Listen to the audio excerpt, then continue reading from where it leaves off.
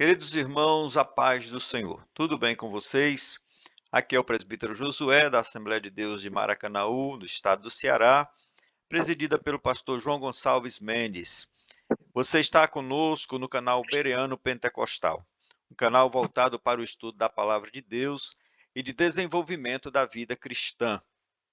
Nós temos aqui em nosso canal conteúdos de estudos bíblicos, pregações, estudo das lições bíblicas da escola dominical, bate-papo com convidados especiais e outros conteúdos muito edificantes. Sempre nós estamos aqui, semanalmente, com um vídeo sobre as lições bíblicas da escola dominical. E desta feita, gente, nós estamos aqui mais uma vez para gravar o vídeo da lição de número 7. Você é nosso convidado a estar conosco. Desde já agradecemos pela sua presença, pelo seu apoio a este trabalho e convidamos você a estar conosco. Hoje nós vamos ter aqui a participação de um companheiro pela primeira vez, um companheiro da obra de Deus, e ele está participando de forma remota conosco, por isso estamos gravando este vídeo, né, utilizando também o recurso do Meet. E neste momento, gente, eu gostaria de saudar especialmente aos professores, aos superintendentes de escola dominical, alunos e a todos os irmãos interessados nesta tão importante obra. E você que gosta desse tipo de conteúdo, eu te peço desde já para dar o apoio ao nosso trabalho, se inscrevendo, se ainda não é inscrito, curtindo, compartilhando, comentando, e assim você estará ajudando a desenvolver o nosso trabalho. Nós temos aqui hoje, então, como eu já falei, um companheiro, né? Se trata do presbítero Janildo, da Assembleia de Deus de Itapajé, e neste momento, gente, eu gostaria que o irmão Janildo se apresentasse, né, dissesse aí as suas credenciais, se é que a gente pode dizer assim, né? E ele vai realmente poder colaborar conosco hoje. Irmão Janildo, o senhor está com a oportunidade de dar as suas saudações iniciais, né, e se apresentar para os irmãos que estarão assistindo a este vídeo. Meus amados irmãos, é com muita alegria que eu vos cumprimento com a paz do Senhor. É a primeira vez que estamos aqui nesse canal e a gente fica muito feliz em poder cooperar nessa obra tão maravilhosa que é a Escola Bíblica Dominical. Como o presbítero Josué já falou, nós somos presbítero aqui na igreja de Itapajé, pastoreada pelo pastor José de Costa Melo, qual também é o primeiro vice-presidente da nossa CONADEC. Eu dirijo uma congregação, qual foi a primeira congregação aqui no estado do Ceará, a primeira igreja construída, né, aproximadamente no ano de 1928, foi erguido o primeiro templo, ali na localidade de Lagoinha. Estamos ali pela segunda vez dirigindo esse trabalho. Também nós já temos um pouco de experiência na área da escola dominical, o qual nós já temos cerca de 12 anos já presidindo a superintendência da escola dominical do campo. Também nós estamos na coordenação do nosso seminário teológico Bom Samaritano e temos a alegria de poder sermos servo e poder lecionar também na classe da escola dominical, na classe de senhores, de jovens. A gente ama a área do ensino. Então, pastor, nosso querido presbítero, nós estamos felizes e queremos poder contribuir com essa obra nessa feita. Amém, meu querido. Estamos também retribuindo aqui a nossa alegria, né, a satisfação imensa de tê-lo aqui. Foi uma indicação do presbítero Ezequias, da Assembleia de Deus de Aracatiaçu, né? Mas quando a gente começou a conversar com o presbítero Janildo, nós ficamos muito alegres, gente. Além de ele ser um servo de Deus, um presbítero assim como nós, um superintendente de escola bíblica dominical, de uma grande igreja do estado do Ceará. E eu fiquei mais feliz, Manjanildo, quando você me disse, né, que é o supervisor, o dirigente da congregação aí de Lagoinha, a igreja mãe, né, de todas as Assembleias de Deus aqui do E, estado do Ceará. E eu já até falei para você que um dia estarei aí também, né, visitando a congregação.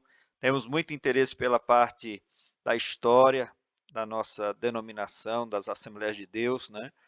E eu realmente assim fiquei muito alegre em saber. E é uma honra, viu, tê-lo aqui conosco, né? O irmão, além de professor, além de superintendente, é também o coordenador do seminário, como ele já falou, do seminário teológico ali da Assembleia de Deus de Itapajé, né? Portanto, ele é devidamente qualificado a participar conosco aqui, a ministrar para nós. Bom, Janil, do nosso trabalho, né, aqui no canal Bereano Pentecostal, nós temos sempre a prática de trazer um companheiro, um servo de Deus, para ministrar conosco, né, para comentar a lição, certo? É uma forma, né, da gente dialogar, da gente bater papo aqui sobre a lição, estudar, né? Na verdade, nosso trabalho aqui é um estudo da lição de uma forma diferenciada, porque há outros canais por aí que tem também, muitos canais, aliás, que temos professores capacitados ministrando, né? Mas o nosso intuito aqui é realmente manter esta forma de diálogo. Irmãos queridos, nós vamos estudar desta feita a lição de número 7, que traz como título o ministério da igreja. Né? Já temos estudado as outras lições, estamos neste trimestre estudando sobre a igreja. Quero novamente aqui apresentar, né, a nossa revista, tá certo? Se trata aqui das lições bíblicas, né, ditadas pela Casa Publicadora das Assembleias de Deus. O tema deste primeiro trimestre do ano de 2024 é o corpo de Cristo, origem, natureza e vocação da igreja no mundo, tá certo? Uma série de lições muito importantes, muito relevantes, né? E que tem sido de grande edificação para todos nós. O irmão Janildo, gente, ele vai nos ajudar na ministração desta aula e ele preparou aqui, né? Conseguiu aqui os slides e vai apresentar. Irmão Janildo, você poderia passar aí, né? Para a gente fazer a leitura aqui do texto áureo, e assim os nossos irmãos vão poder também ler, né, os que estarão acompanhando este vídeo. E ele mesmo deu uns para apóstolos, e outros para profetas, e outros para evangelistas, e outros para pastores e mestres ou doutores. Efésios, capítulo 4, versículo 11. A verdade prática, gente, diz o seguinte: os dons ministeriais foram dados com o objetivo de edificar a igreja e promover a maturidade de seus membros. Então, assim como a gente sabe, né, a verdade prática ela sintetiza o conteúdo da lição, vamos estudar sobre os dons ministeriais. Bom, Junildo, passe então aí para os objetivos da lição. Como poderia ler os objetivos da lição, para a gente aí se alternando na condução desta aula.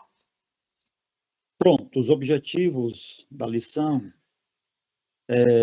primeiro, apresentar a doutrina bíblica do ministério sacerdotal, observada na Antiga Aliança e praticada pelos crentes na Nova Aliança. Esse é o primeiro objetivo. O segundo objetivo que a gente precisa alcançar é alencar os cargos ministeriais instituídos na igreja primitiva. E o terceiro objetivo é explicar as qualificações de natureza moral e social exigidas para o exercício ministerial. Muito bem. Então, são esses os nossos objetivos. A leitura bíblica em classe, ela está em Efésios, capítulo 4, versículos de 11 a 16. E Diz assim: Ele mesmo deu uns para apóstolos, e outros para profetas, e outros para evangelistas, e outros para pastores e doutores, querendo o aperfeiçoamento dos santos para a obra do ministério, para edificação do corpo de Cristo, até que todos cheguemos à unidade da fé e ao conhecimento do Filho de Deus, a varão perfeito, à medida da estatura completa de Cristo, para que não sejamos mais meninos inconstantes, levados em roda por todo o vento de doutrina, pelo engano dos homens que com astúcia enganam fraudulosamente.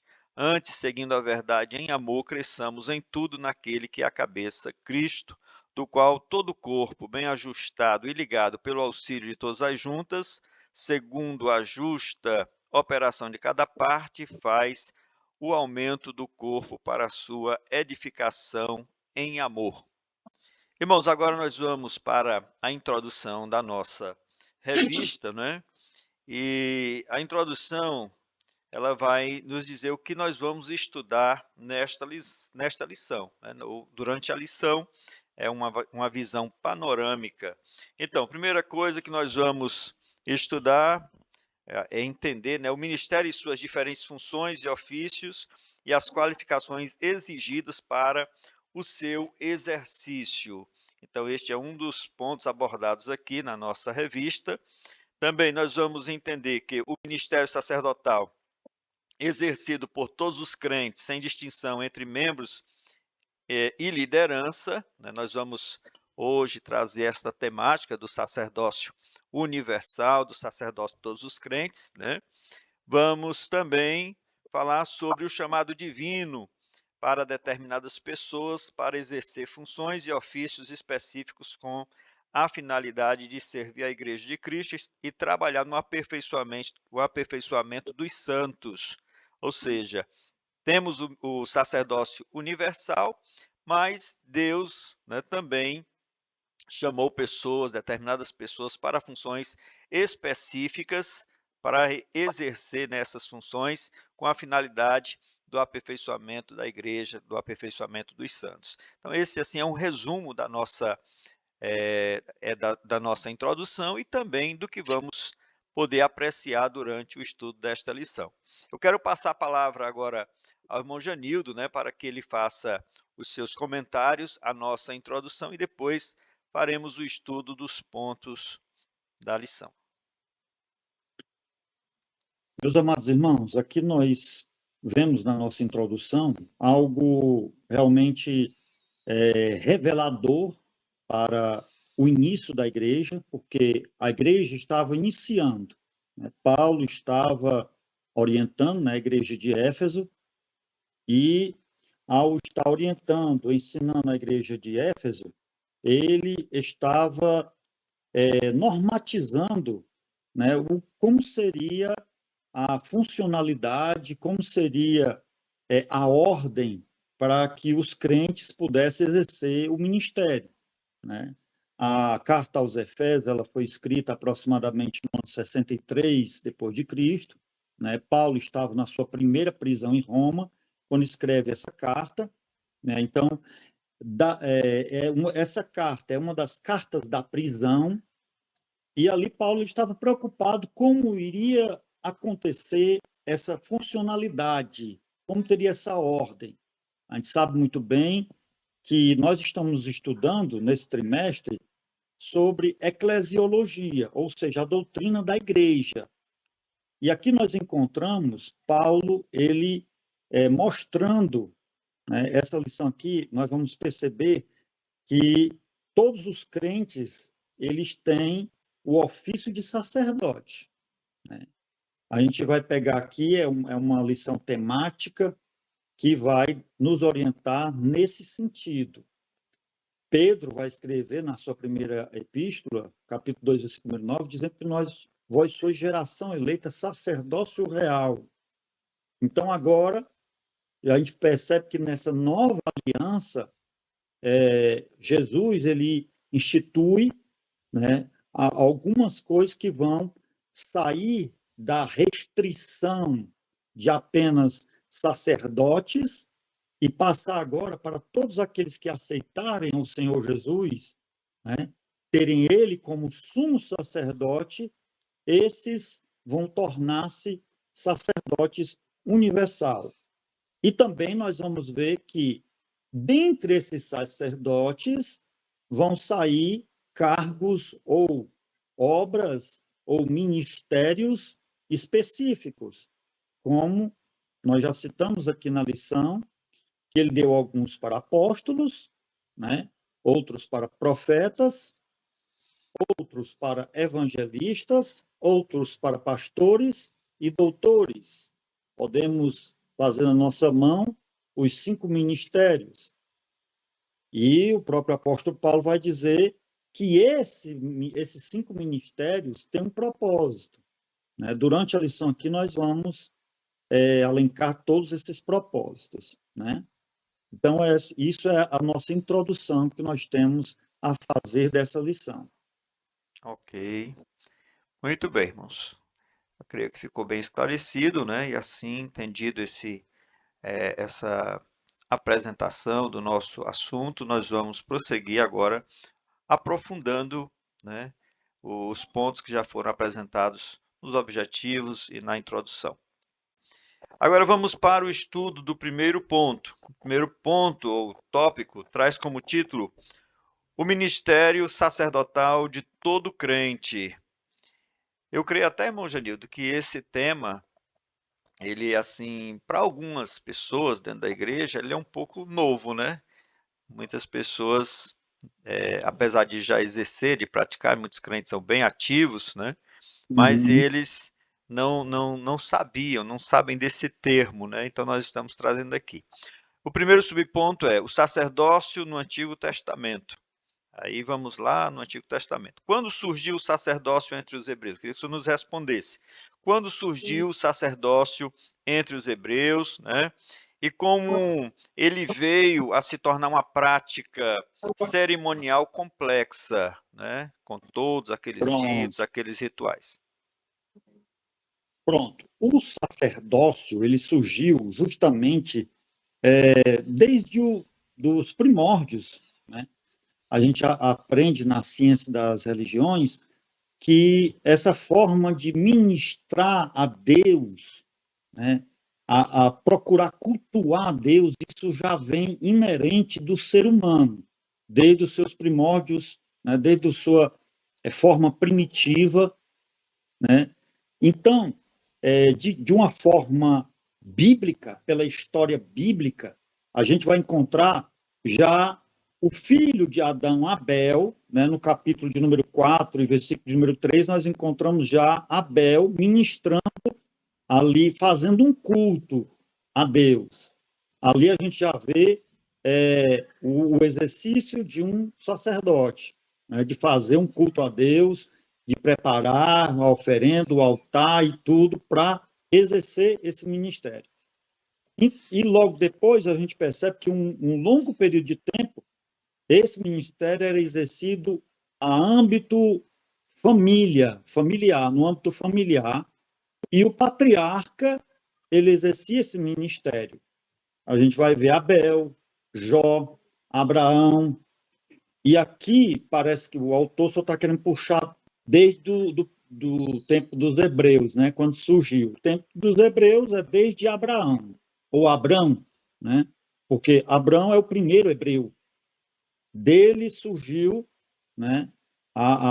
Aliás, deu continuidade essa forma de ofício de sacerdote no meio familiar e exercido pelo patriarca, que era o pai, né, o mais velho que estava ali para exercer até que ele passasse para o seu filho. E todos ali eles iriam aprender na forma cerimonial.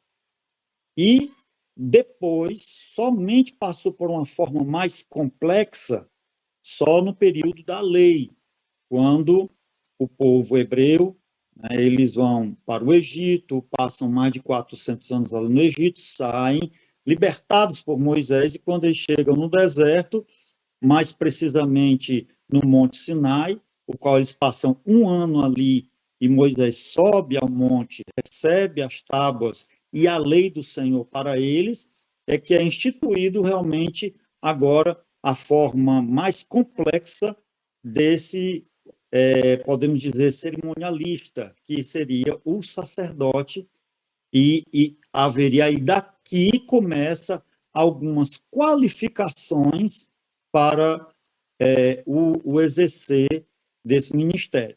Teria que ser da família, né, dos levitas, deveria ser da linhagem de Arão, né, dos primogênitos de Arão sairia os sumos sacerdote e os outros filhos se tornariam sacerdotes, né, para poder exercer esse ministério. A gente tem que entender, pouca gente sabe disso, que o sumo sacerdote era da linhagem de Arão, era todo primogênito da linhagem. E os outros irmãos exerciam o quê? O sacerdócio. Mas o sumo sacerdote era do primogênito vindo de Arão, que era irmão de Moisés. Tudo bem. Então a gente viu aí o resumo, a síntese, né, irmão Janildo? Só pode ser feito assim de forma resumida, porque realmente há muita coisa a se dizer sobre isso, né? Muito bem, vamos prosseguindo. No segundo ponto do primeiro tópico, diz assim: uma doutrina bíblica confirmada no Novo Testamento. Pronto. Uma doutrina bíblica confirmada no Novo Testamento. Aí nós já estamos aí, aqui passando, né, avançando, aprofundando, trazendo aqui para o Novo Testamento. O Novo Testamento apresenta o sacerdócio araônico, né, dos descendentes de Arão, como um tipo de Cristo. Hebreus 8:1, que operou, Jesus, né, operou o derradeiro sacrifício pelos pecados do povo.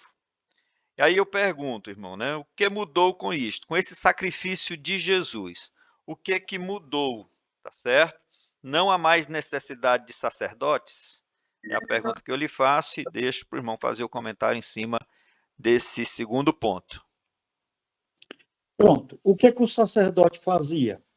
O sacerdote, ele apresentava Deus ao povo. Essa é a função do sacerdote, certo? E o que é que mudou? Jesus, no capítulo de número 8 do livro de Hebreus, versículo número 1, o escritor aos Hebreus, ele vai dizer que Jesus, ele ali cumpriu, operou o derradeiro sacrifício pelos pecados do povo. Assim, agora não há mais família, né? Essa é a primeira credencial que era exigida na antiga aliança. Agora já não mais é necessário para alguém ser sacerdote ser de uma família, né? Como aqui ele está citando. Assim não há mais família, tribo ou nação denotado do sistema sacerdotal. Agora é a igreja que constitui o sacerdócio universal de todos os crentes. A partir do último sacrifício, único, perfeito, esse sacrifício que foi feito por Cristo, a partir desse momento, não há mais necessidade de sacrifícios para se obter o perdão de Deus. Ou seja, o crente não precisa agora mais fazer sacrifícios, né, para poder ter o perdão de Deus. Ah, irmão, mas a gente tem que crucificar a carne, mas a gente precisa orar, mas precisa se livrar do pecado, a gente tem que ler a Bíblia. Tudo isso são coisas inerentes à vida de um verdadeiro adorador, porque a Bíblia vai descrever desde a antiga aliança. Interessante que Deus, ele, apesar de trabalhar aqui na nova aliança, é por isso que nós devemos ter conhecimento da palavra de Deus de maneira em sua completude, né? De todo do começo ao fim, de Gênesis, Apocalipse, para nós entendermos o propósito de Deus para isso. Porque a gente percebe que Deus vinha trabalhando na vida do homem para ele saber. Mas desde o princípio, Deus queria. Quais eram os sacrifícios que Deus queria? O Espírito Santo usando Davi no Salmo 51, versículo número 17, ele vai dizer que os sacrifícios para Deus é um coração aquebrantado e contrito, um coração aquebrantado e contrito, Deus não desprezará. Assim, Davi se expressou a respeito dos sacrifícios. E já na Antiga Aliança também Deus já havia falado que ele queria misericórdia e não sacrifício. É tanto que o próprio Jesus, ele também, já na sua palavra, quando foi para poder, na chamada de Mateus, né, quando estava ali na casa dele, que era um pecador, né, e ali todos estavam julgando Jesus porque estava ali na mesa com um pecador. Pronto. Como estávamos dizendo, meus queridos, aqui nós temos a suma de que temos dito é que temos um sumo sacerdote tal que está sentado nos céus à destra do trono da majestade, certo? Então, agora, sob a nova aliança, como sacerdotes, oferecemos o próprio corpo como sacrifício vivo. Interessante que Paulo, ele não vai isentar essa questão de nós continuarmos exercendo esse sacerdócio, certo? Esse sacerdócio é feito de que maneira? Hoje o sacrifício, como está em Romanos 12, 1, ele diz, rogo-vos, pois, irmãos meus, que apresentei o vosso corpo como sacrifício vivo, santo, agradável a Deus, que é o vosso culto racional. Percebam que hoje, para eu cultuar a Deus, não é somente eu ir para a igreja, cantar, pregar, servir de alguma maneira os meus irmãos, a igreja, não. O nosso culto, ele é contínuo. É tanto que na velha aliança, o altar não poderia se apagar, deveria estar aceso continuamente. Para estar hoje, esse altar, hoje ele deve estar, que sacrifício sobre esse altar? Justamente o nosso corpo. Ele é um sacrifício vivo, primeiro, vivo, diferente da velha aliança, que deveria ser um sacrifício morto. Segundo, ele é santo. Esse sacrifício ele tem que ser, continua como era na velha aliança, né? Que deveria ser um animal perfeito. Ou seja, já descreve o quê? Já perfigura, ou é o tipo, né, da questão da santidade. Então, vivo, santo, e que é agradável a Deus, que passa a ser o quê? Um culto racional. Esse culto racional, eu já vi até grandes, eu vou falar algo aqui, mas eu vou pela hermenêutica, né? Pela boa interpretação do texto. A hermenêutica, uma das máximas da hermenêutica é que a Bíblia interpreta a Bíblia. Então, um texto mais próximo, né, que está dentro do contexto, vai explicar a pergunta: o que é um culto racional? Alguns grandes pregadores, ensinadores, têm até dito que o culto racional é aquele que você usa a sua inteligência, o seu raciocínio, a sua capacidade de saber o que está fazendo, querendo até, né, ir contra alguns movimentos, né? Para mim, é forçar o texto desse capítulo 12, versículo número 1.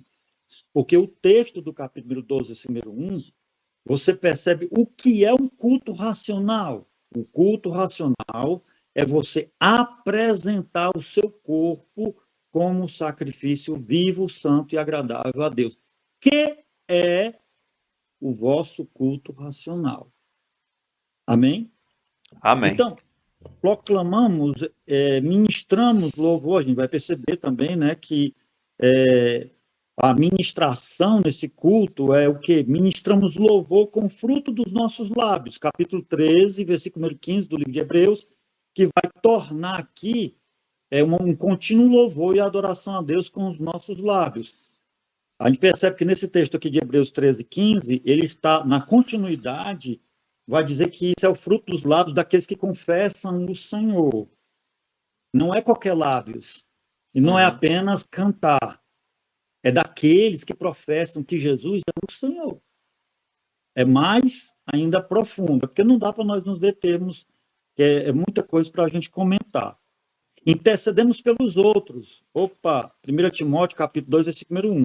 Paulo vai dizer, eu quero que os homens, que se façam petições, intercessões, por quem? Por todos os homens.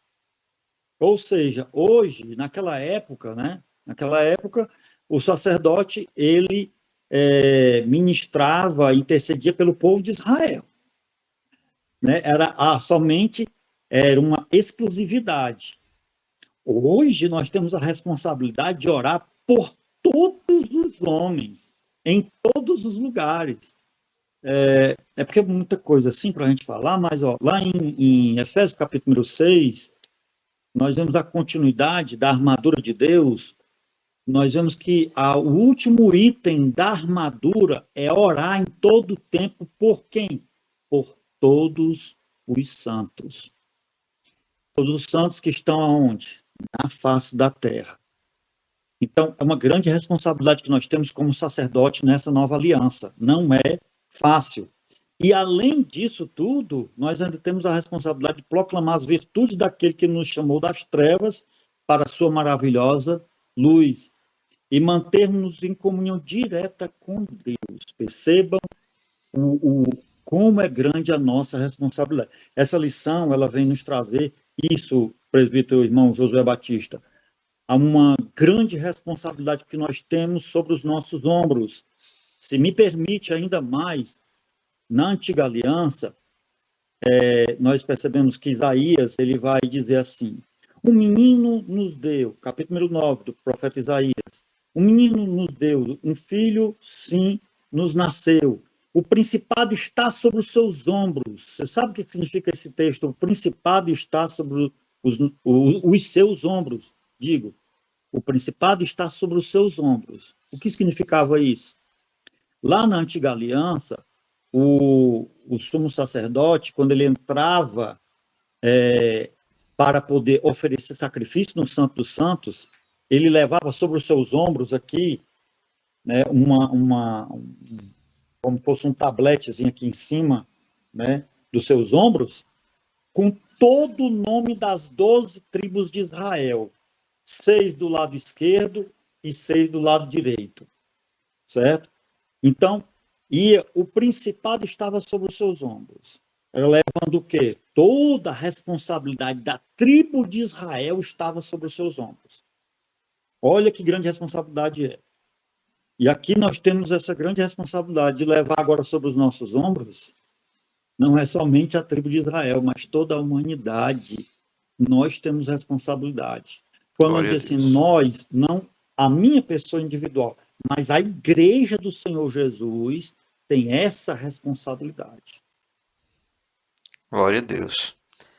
O irmão explicou de forma muito clara, né, irmãos, como é exercido na prática, não é, esse sacerdócio que é atribuído a todos os crentes, né? E quando Jesus ele efetuou o sacrifício derradeiro, ou seja, depois desse sacrifício não existe mais necessidade de outro sacrifício de derramamento de sangue, então Isso.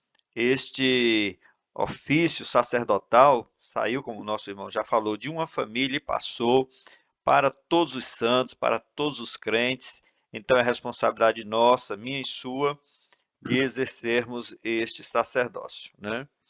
Irmão Janildo, presbítero Janildo Sim, Mesquita, não é? sim, senhor. Nós vamos prosseguindo agora para o terceiro subponto, que diz uma doutrina bíblica resgatada na reforma protestante. Ótimo. Desde já eu queria chamar a atenção, né, que não é uma doutrina protestante, não é uma doutrina inventada pelos reformadores, mas é uma doutrina bíblica resgatada.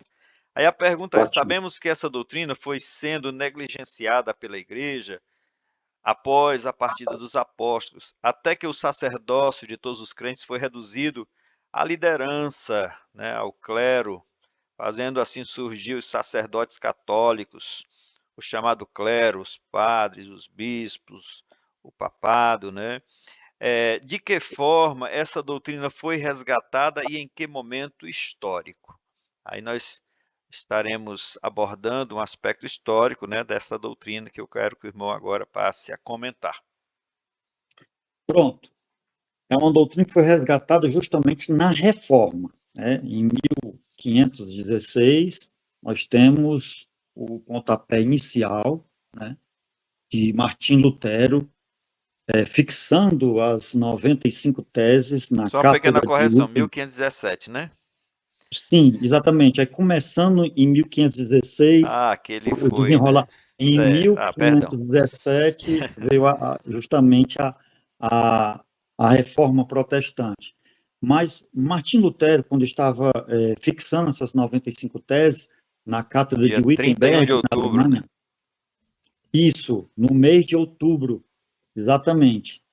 E nós temos esse pontapé inicial de uma nova visão a respeito dessa doutrina do sacerdócio universal, certo? Então, eu vou dar uma lidazinha aqui nesse tópico, aí a gente vai poder sintetizar melhor, mais cronologicamente. No catolicismo romano, o sacerdote é limitado à figura dos padres. Não há função sacerdotal para os membros da igreja. Nesse caso, o Papa é considerado o vigário de Cristo, ou seja, substituto de Cristo, né, na Terra. Por isso, cabe destacar aqui que o resgate da doutrina bíblica do sacerdócio universal dos crentes, tal qual se encontra no Novo Testamento, foi uma obra da Reforma Protestante no século XVI, para o reformador alemão. Qualquer cristão verdadeiro participa dos benefícios de Cristo e da Igreja. A Reforma pregou um retorno radical às Escrituras, como bem definiu seu slogan no Sola Scriptura, somente a Escritura. Nas páginas das Escrituras Sagradas podemos ver a grandeza dessa preciosa doutrina. Percebam o seguinte, numa ordem cronológica, até o século de número 4, no começo do século 4, o qual a igreja sofreu nas mãos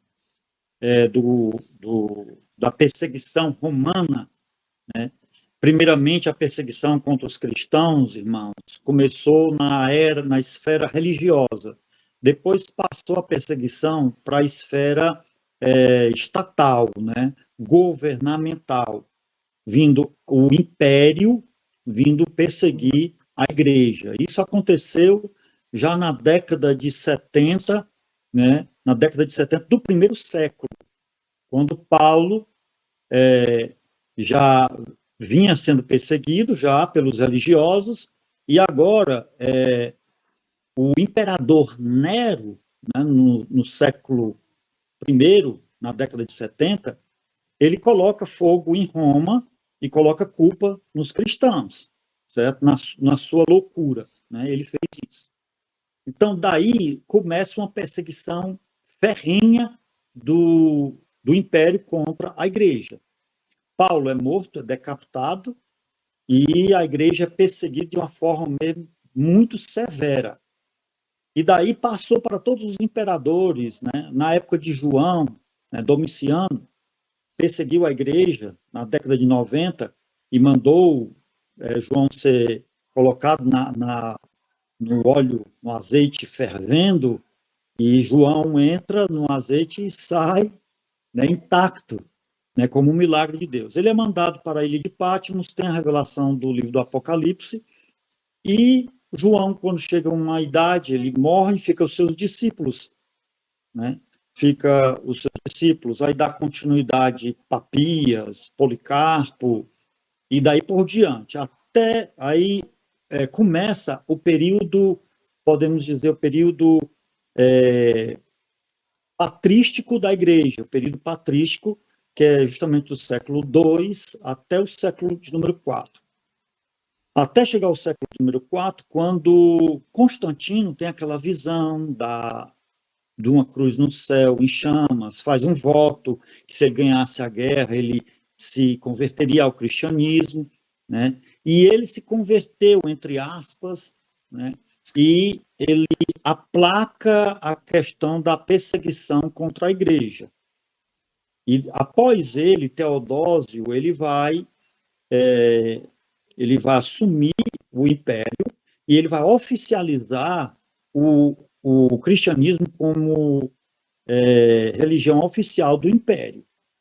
E ele ali, a partir desse momento, acaba-se a perseguição e a igreja passa a ter privilégios, né? O bispo de Jerusalém, aliás, o bispo de Roma torna-se mais famoso, mais conhecido, e passa a ser o bispo que vai reger todas as outras províncias, né, podemos dizer assim, ou paróquias, né, melhor colocando, paróquias, que é o local onde um sacerdote torna-se responsável.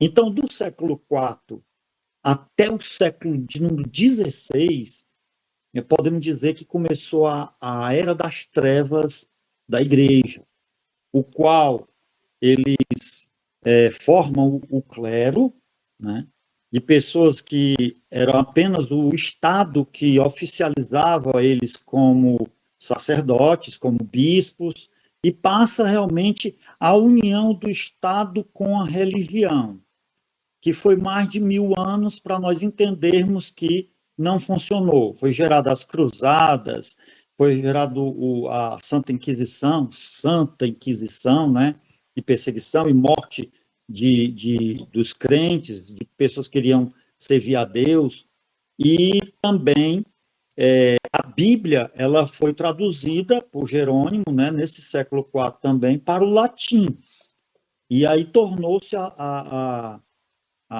língua oficial para ser lida a Bíblia no latim, e eram feitas as missas também no latim.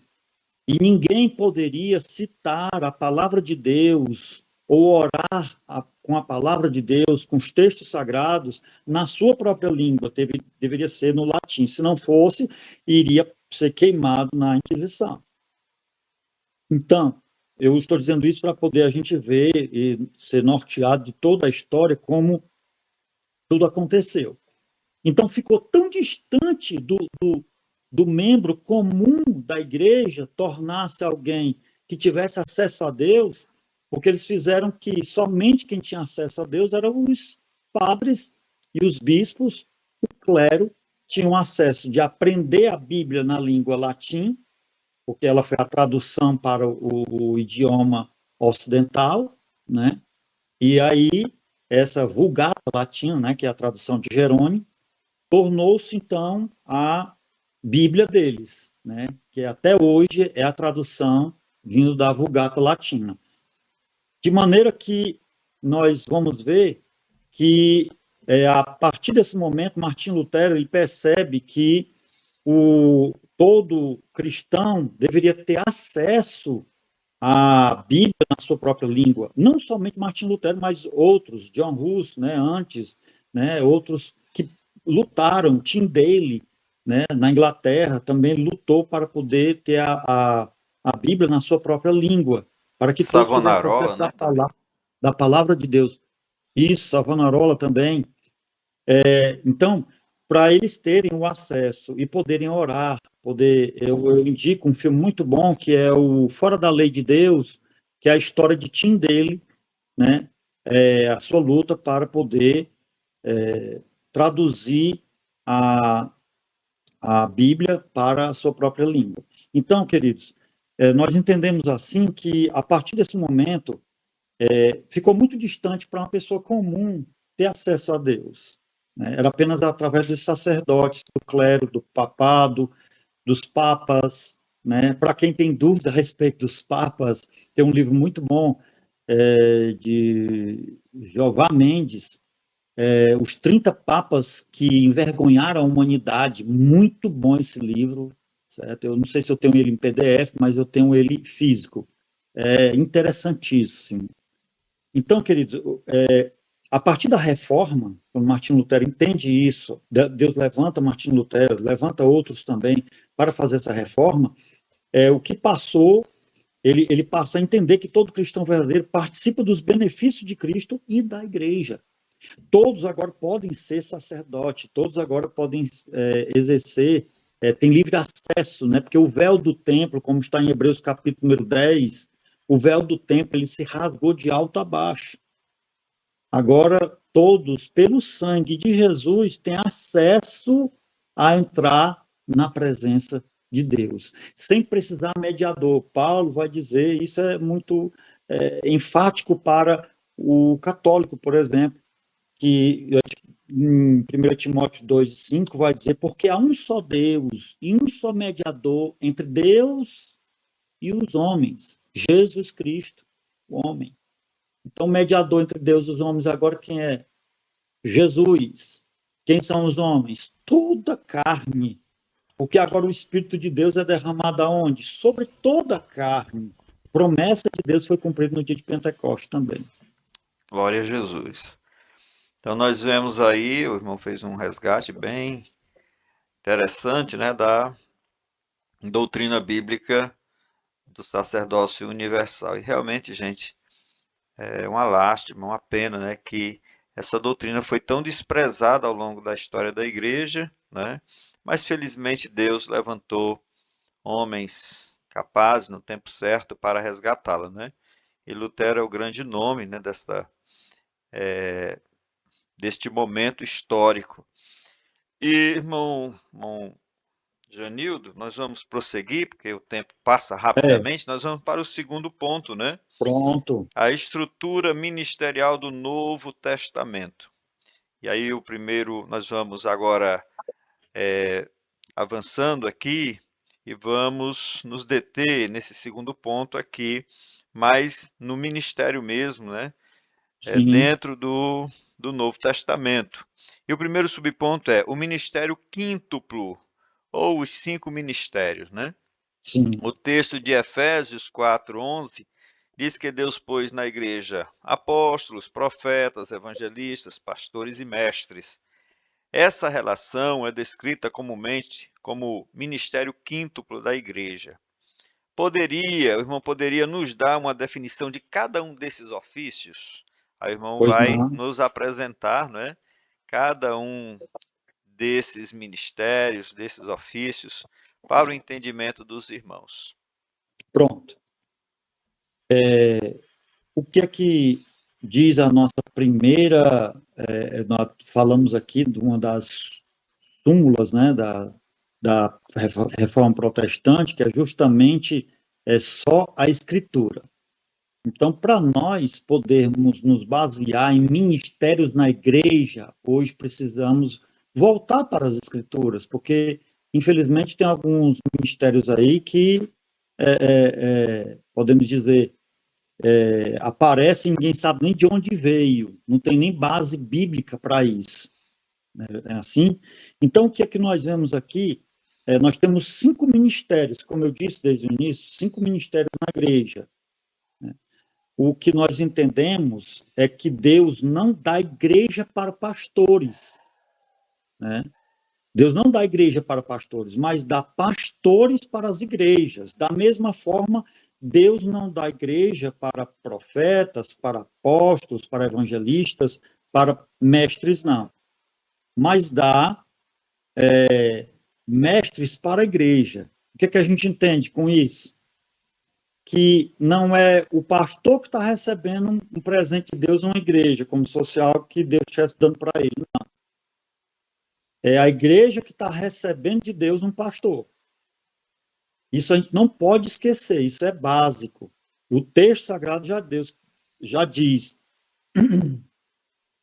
que Deus pôs na igreja alguns como apóstolos, deu para a igreja, não deu igreja para pastores. Temos que entender bem essa diferença. Pois bem, devido ao crescimento das igrejas neopentecostais hoje, que algumas, lamentavelmente, têm distorcido até a questão ministerial, nós vamos focar somente nisso, não vamos focar em outros detalhes, os pormenores. Mas, por exemplo, a questão da instituição de apóstolos. Biblicamente, nós entendemos que o apóstolo ele deveria ter estado com o Senhor Jesus, ter sido uma testemunha da ressurreição de Jesus, ter visto o Senhor e ter operado sinais e maravilhas. Assim como no Novo Testamento, o apóstolo pode ser visto mais como uma função do que como um ofício. Como assim mais como uma função do que como um ofício? Vou dizer, a palavra apóstolo no original, ela é o apostelos, é aquele que é enviado ou um mensageiro. A palavra apóstolo é transliterado para a nossa língua, seria enviado. A palavra no grego é apostelos, que foi, transformada na palavra apóstolo. Para nós, é justamente, o significado seria o enviado. E todos os discípulos, discípulos não, todos os apóstolos, que a gente tem que definir entre discípulo e apóstolo, né? Então, existiam muitos discípulos de Jesus, mas ele separou apenas 12, que foi o seu colégio apostolado, o seu apostolado, que ele formou, né? Então, o que é que a gente entende por isso? Eles precisariam ter essas credenciais, ter estado com o Senhor Jesus, ter sido testemunho da ressurreição de Jesus, né? Ter visto o Senhor Jesus. Alguém pergunta, e o apóstolo Paulo? Porque ele viu o Senhor Jesus também. E o próprio Jesus o instituiu apóstolo de quem? Dos gentios. Ele foi alguém enviado por Deus para uma grande obra. E não há dúvidas, não somente da igreja de hoje, mas também a igreja primitiva. Paulo passou por um crivo para ser aprovado e reconhecido como verdadeiramente era alguém que estava sendo usado por Deus, né? Com milagres, com prodígios, e não somente aí. E para hoje, irmão Janildo, se aqui o texto de Efésios capítulo 4, versículo número 11, está dizendo que ele deu alguns para apóstolos, para a igreja. Hoje não tem também apóstolo. Poderíamos dizer que os apóstolos de hoje são quem? São os enviados por Deus, aqueles que exercem um ministério. Alguém, por exemplo, até como um diácono, é enviado, por exemplo, lá para a África. Ele vai com o seu cargo eclesiástico como um diácono, mas lá ele vai estar exercendo um ministério de apóstolo. Como assim um apóstolo? Ele está sendo enviado, porque lá ele vai batizar, lá ele vai pregar, lá ele vai evangelizar, lá ele vai ensinar, lá ele vai pastorear, lá ele vai ser profeta de Deus, né? Então, o apóstolo ele é aquele que exerce todos os ministérios porque foi enviado por Deus. É um missionário. Missionário, por exemplo. Dois grandes apóstolos que vieram para o Brasil em 1910, pastor ou apóstolo, não tem o nome de apóstolo, mas tem o nome de missionário, Gunnar Vingre e Daniel Berg. Exerceram um verdadeiro ofício de apóstolo nos dias da igreja, na época moderna, podemos dizer assim. E assim, a quem Deus enviar e for aprovado, como tantos outros missionários que foram mandados para a China, foram mandados para a Índia, né? Mandado para o Japão, para a Indonésia, para todos os 4 cantos do mundo que tiveram seu ministério aprovado e poderiam ser chamados de apóstolos. Esse é o primeiro ministério que a gente poderia exemplificar aqui, e são a definição para apóstolos seria enviados por Cristo para estabelecer e fundar igrejas, são missionários. Um exemplo foi o apóstolo Paulo, que eu acabei de falar. E os dons que eles levavam para poder exercer esse ministério? A palavra da sabedoria, a palavra da ciência, os dons de cura e operação de maravilhas. Irmão Junildo, eu não estou assim para você estar embaraçando o negócio, parece que um diácono faz um papel desse. Como assim? Enviado por Deus. Nós podemos citar um dos 7 que foram consagrados ao diaconato, como Filipe, né? Filipe, ele foi consagrado ao diaconato, ele era um dos 7. Mas ele desceu, ele foi a Samaria e começou a pregar, e lá ele fez o quê? Milagres e prodígios eram feitos pelas mãos de Filipe. Então, como diácono, ele acabou exercendo um ministério apostolado, né, de apóstolo, realmente, Filipe exerceu. Por quê? Porque Deus é quem envia, Deus é quem capacita a exercer esse ministério. Eu acho que deu para ficar bem esclarecer a questão do apóstolo, né? Vamos para o segundo aqui, o profeta, do grego, profetas, né? É aquele que fala em lugar de outro, né? Aquele que fala em Tem um lugar de outro. slide aí para apresentar essa parte? Ou é só esse? Pronto, Tá melhor. aqui, Aí o só apóstolo, né? O o apóstolo. apóstolo. Agora vamos aqui para o profeta. O profeta era Pronto. alguém inspirado e autorizado para falar em nome de Deus. Nesse aspecto, Uhum. ele era um porta-voz de Deus. No Novo Testamento, o profeta exortava e consolava e trazia revelações do futuro. O que nos deixa aqui bem claro que é o seguinte: o profeta são chamados a comunicar mensagens divinamente inspiradas para edificação, exortação e consolação. Nós compreendemos pelo capítulo número 14 de 1 Coríntios, que é uma aula, capítulo número 14 de 1 Coríntios, é uma aula que Paulo dá acerca dos dons espirituais, do falar em línguas e do profetizar. É tremendo ali quando Paulo ele descreve a questão do dom de profecia, certo? Aí a gente poderia fazer uma separação, porque é o seguinte: o profeta é aquele que fala em lugar de outro, é um porta-voz de Deus. Hoje, o pregador da palavra de Deus, o que traz a verdade, o que expõe a verdade, o que denuncia o pecado, ele está exercendo o ofício de profeta, o pregador da palavra de Deus. Mas existe o dom de profecia também. Como assim? A gente vê aqui em Atos dos Apóstolos, né? Sim, ele por duas vezes ele é usado por Deus. A primeira vez ele traz justamente a previsão de uma grande fome que viria sobre a terra. E segundo, quando ele pega o cinto de Paulo, ele amarra os seus pés e mãos e liga e diz: assim será com o dono desse cinto se ele for para Jerusalém. Então a gente percebe Certo. que há ser usado por Deus, né? A Ágapo é usado por Deus nessas duas situações, né? E a gente percebe que isso aqui é realmente um profeta de Deus. Ele foi usado, né, em uma profecia, não somente a questão do profetizar na igreja para pessoas crentes, mas também para pessoas descrentes também, né? A gente percebe que há o ser usado por Deus no dom de profecia. Então, queridos, nós aqui dando a continuidade, falamos aqui a questão do profeta, profecia, palavra de sabedoria, era os dons que o profeta possui, é a palavra de sabedoria e palavra de ciência. Se você fizer um estudo lá na Bíblia Pentecostal, o Donald Stamp, que escreveu os comentários da Bíblia Pentecostal, ele vai citar a respeito dos dons ministeriais com bastante maestria.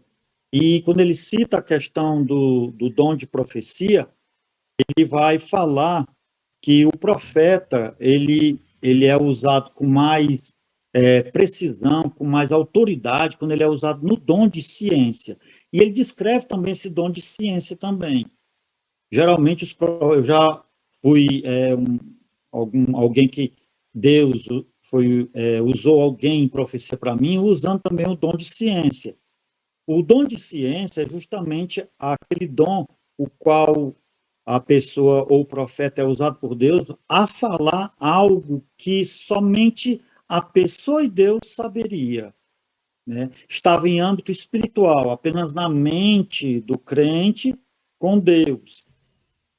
Então, é trazido à tona algo que estava em segredo entre a pessoa e Deus, e esse profeta é usado por Deus para descrever esse pensamento que estava na mente daquele crente, e após vem a profecia. Certo. Ficou claro a respeito desse Amém. dom de Amém. profecia, irmão Josué? Ficou Vamos sim. partir aqui para evangelista, porque senão a gente dá uma aula só sobre profeta, né? Que é muito polêmico também. Eu teria alguns pormenores para falar como o comportamento da pessoa diante de uma profecia, de profetadas de hoje em dia que existem também, né? Tomar muito cuidado, porque tem crente que hoje que vive, eu quero ouvir Deus falar, aí vai para a casa de um irmão para receber oração e ali Deus vai, assim diz o Senhor, agora Deus vai falar. O irmão passou 1 hora falando a palavra de Deus, citando versículos da Bíblia e explicando o versículo da Bíblia e alguém bastou dizer, assim diz o Senhor para ti, meu Senhor. Aí pronto, Deus está falando só naquele momento. Eu não vou nem entrar nesses pormenores, né? Mas vamos aqui para os evangelistas, né? Evangelista, vamos lá. Aqui para o slide dos evangelistas. É alguém cujo ministério é centrado na salvação de almas. Ou seja, esse ministério hoje ele não é exercido apenas por aqueles que têm um cargo, né, de evangelistas na igreja. Você pode até dizer assim, fulano de tal foi consagrado evangelista, né? Agora ele vai ganhar alma para Jesus, né?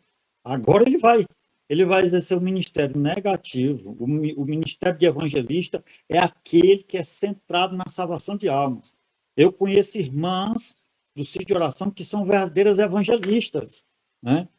Do grego, evangelistas é aquele que proclama o evangelho, tem o dom de proclamar o evangelho de forma impactante, buscando a conversão de não crentes, né?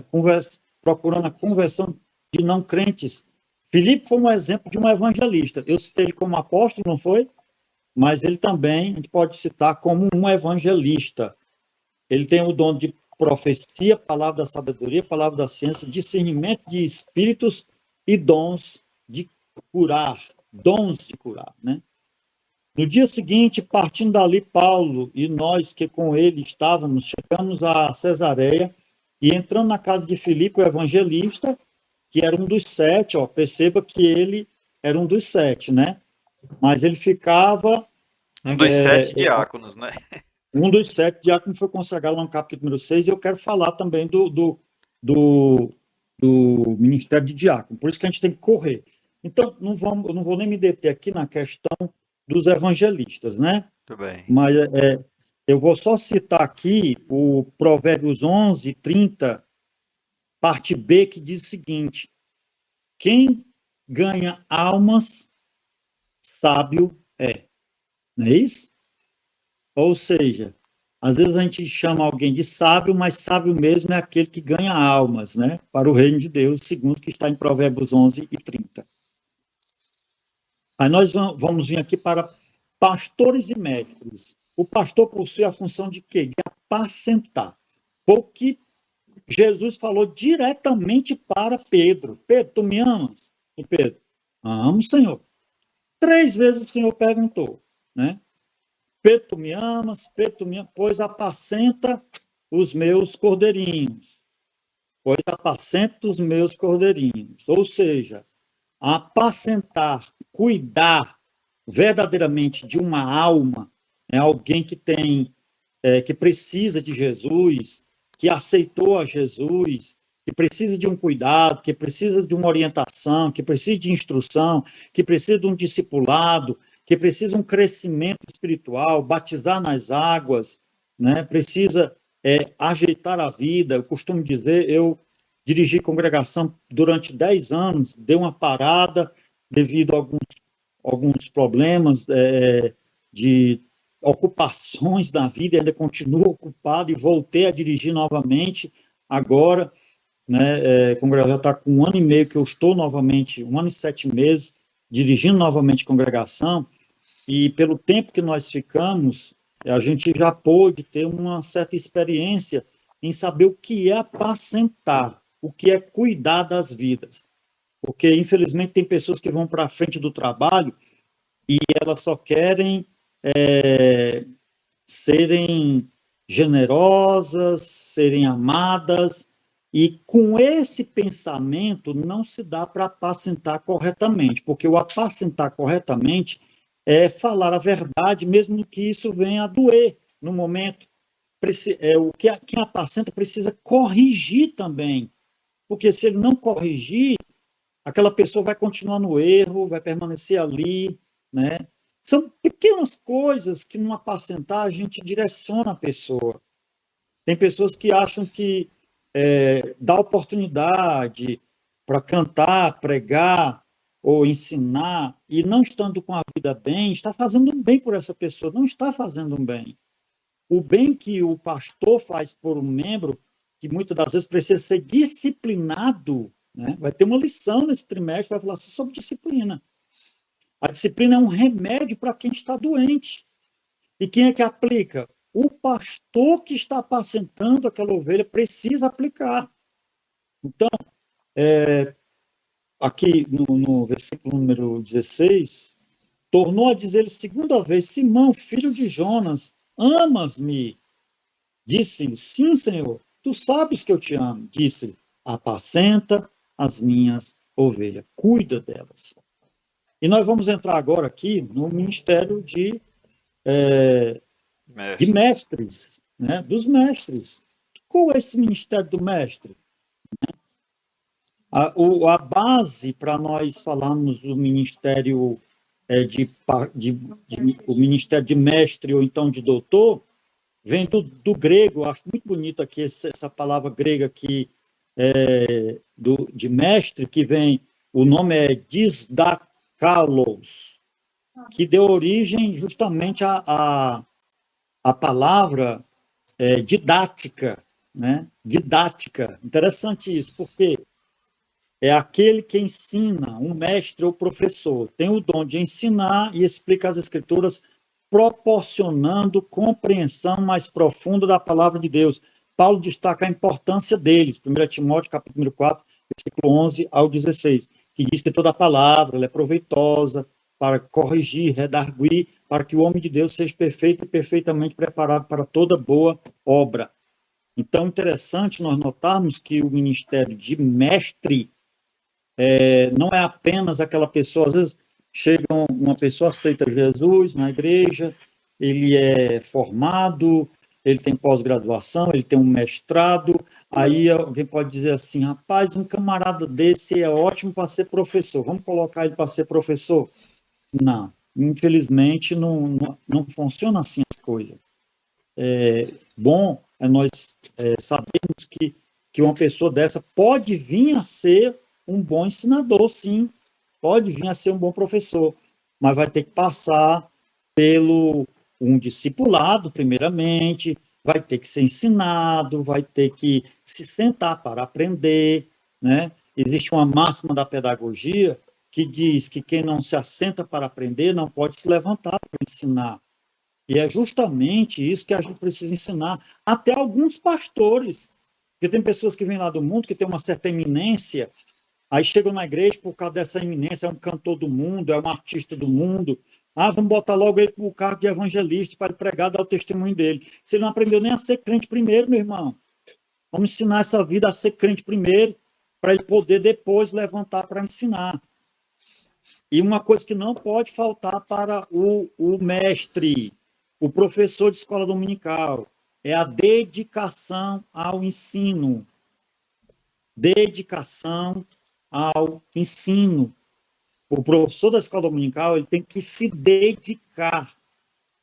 Ele tem que ensinar com grande esmero, né? Ele precisa ter uma mente voltada para as escrituras sagradas.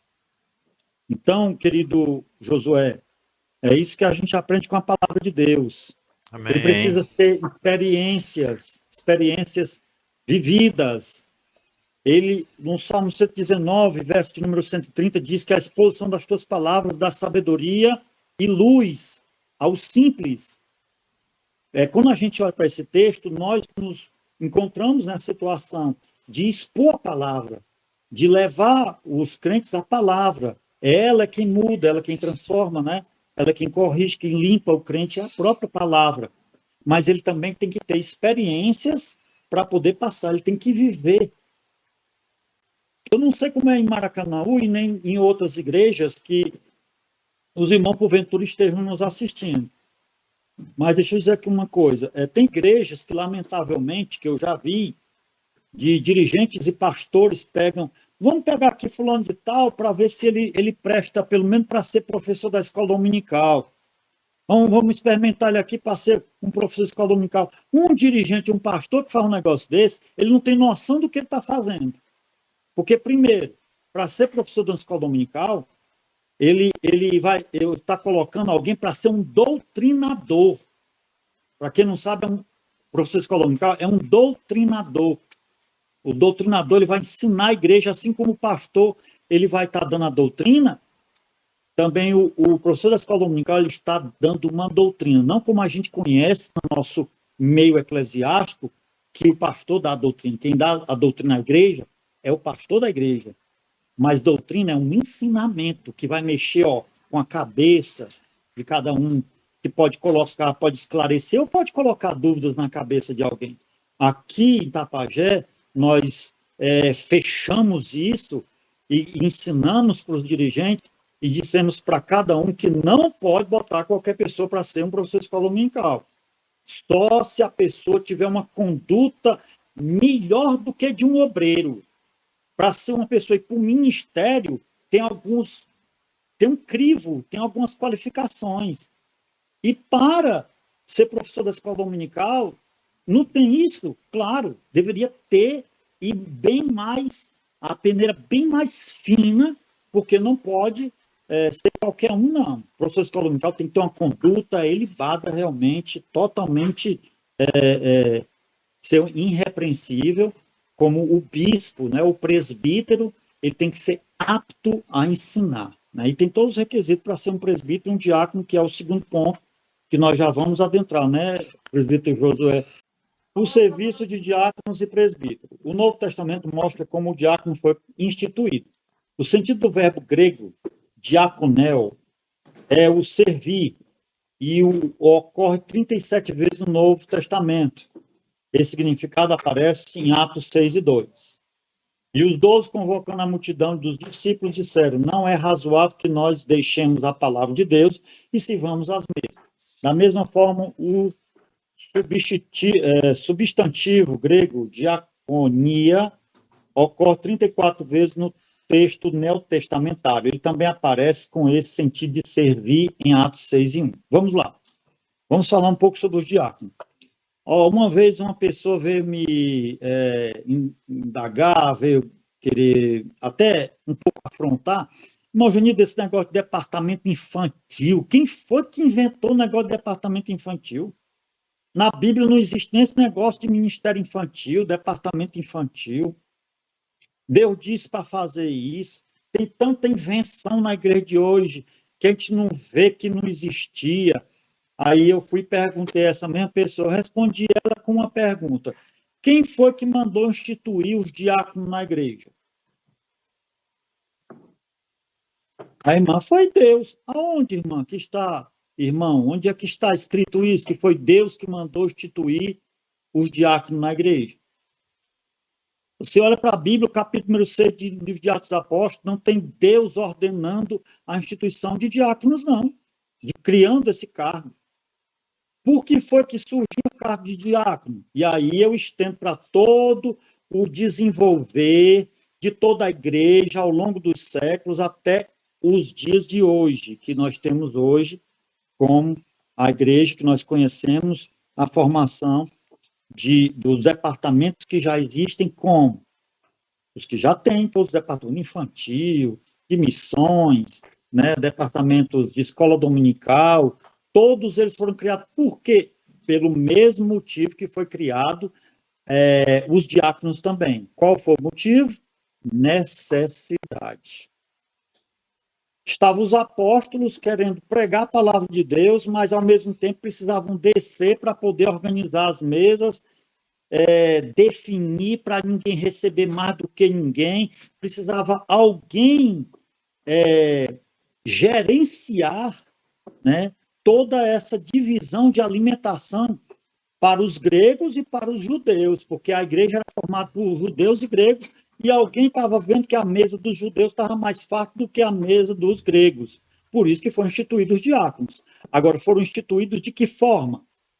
Foram instituídos de uma forma que havia um critério para poder eles serem achados como dignos de exercer esse ministério. Qual eram os requisitos? Eram homens de boa reputação, cheios do Espírito Santo e sabedoria. E precisava pelo menos dessas 4 credenciais, pelo menos essas 4. Primeiro, boa reputação. Vai botar uma pessoa para ser um diácono que aí no mundo é um contador de anedota, é um mentiroso, é um veiaco. Desculpa aqui o meu linguajar bem aberto, viu, irmão Josué? É alguém enxerido com as mulheres, tanto as mulheres que são do mundo como que são da igreja. Não tem condições de um homem desse que tem uma má reputação de exercer o ofício de diácono, certo? Segundo, cheio do Espírito Santo, né?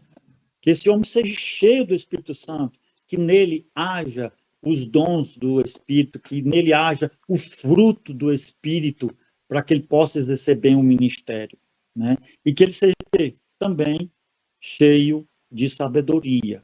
Esses eram os requisitos para o diácono e continuam sendo, e Paulo ele vai abrir um pouco mais o leque, né? E aqui no capítulo número 3 de 1 Timóteo, assim, acho que dá até para a gente já ir falando um pouco sobre a questão moral, né? No terceiro ponto, as qualificações para o ministério. Então, a gente encontra aqui Paulo falando a respeito do diácono. Os diáconos sejam maridos de uma só mulher, governem bem seus filhos e sua própria casa. Porque os que servem bem como diácono adquirirão para si uma boa posição e muita confiança na fé que há em Cristo Jesus.